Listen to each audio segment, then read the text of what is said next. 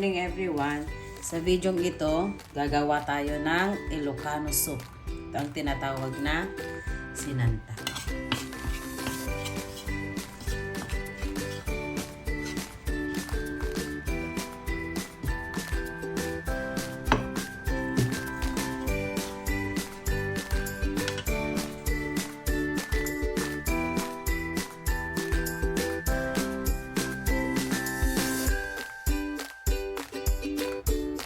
Ito na po. Okay na po yung ating dough. Ngayon naman po, gagawin na natin itong pansit.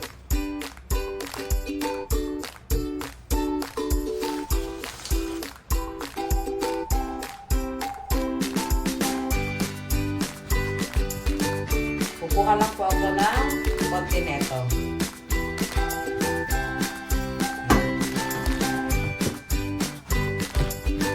Lalaparin ko po ito ng manipis na manipis.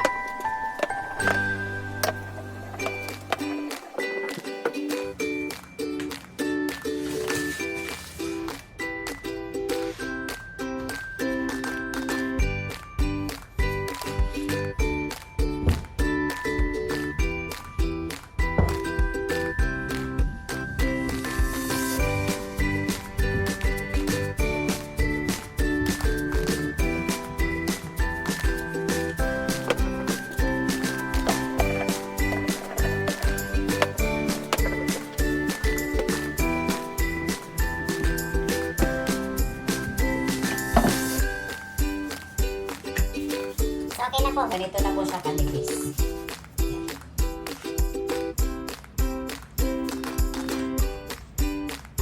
Ulit-ulitin ko lang po yung ganitong proseso hanggang sa matapos ko po ito.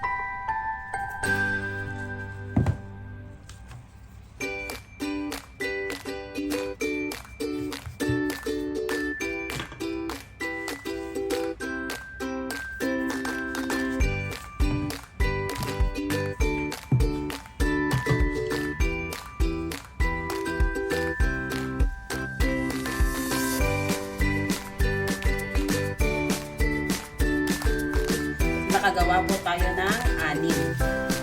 Ngayon naman po, gagayat-gayatin na natin ito.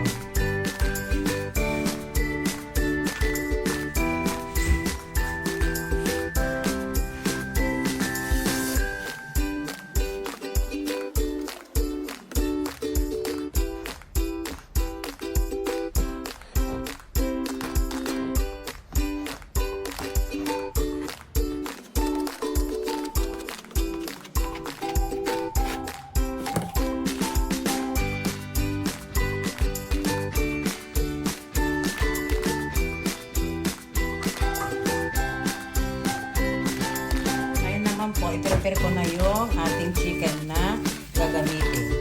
Ito yung ating isasahog sa ating sinanta.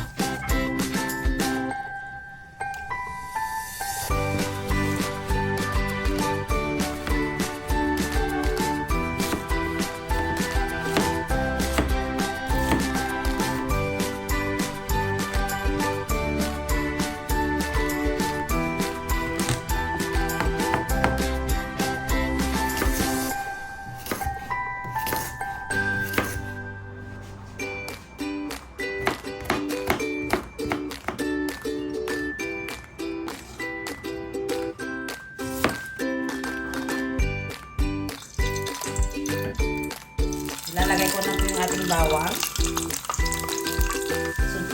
Isunod ko na po yung sibuyas.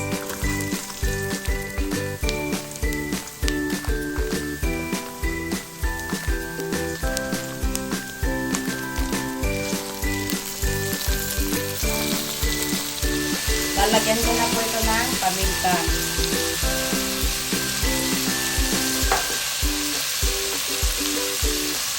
Asin. Para po magkaroon ng lasa yung ating karne. Luto na po yung ating karne ng manok. Ngayon naman po, lalagyan na natin ito ng tubig. Mainit na tubig ang gagamitin ko na po para madaling kumulo.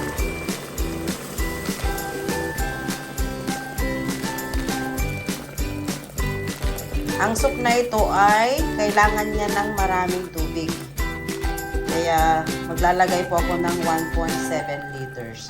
Tapos pakukuluin ko po ito para lumabas yung lasa ng ating karne. Ito na po yung ating karne ng manok after 30 minutes na kumukulo. Ngayon naman po maglalagay ako ng chicken cubes. Maglalagay din po ako ng ginisa mix pero konti lang po.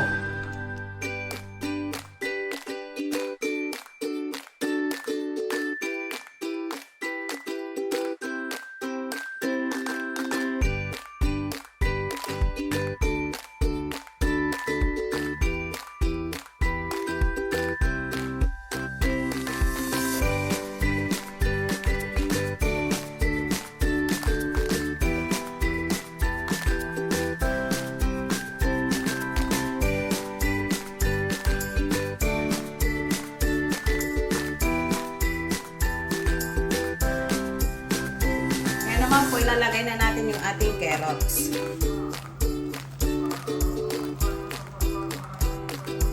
Bago ko po ilagay yung ating repolyo, titimplahan ko na po siya.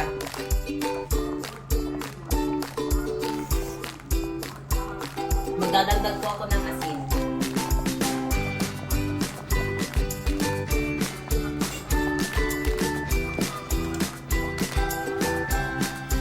Nilagay ko na rin po yung ating repolyo.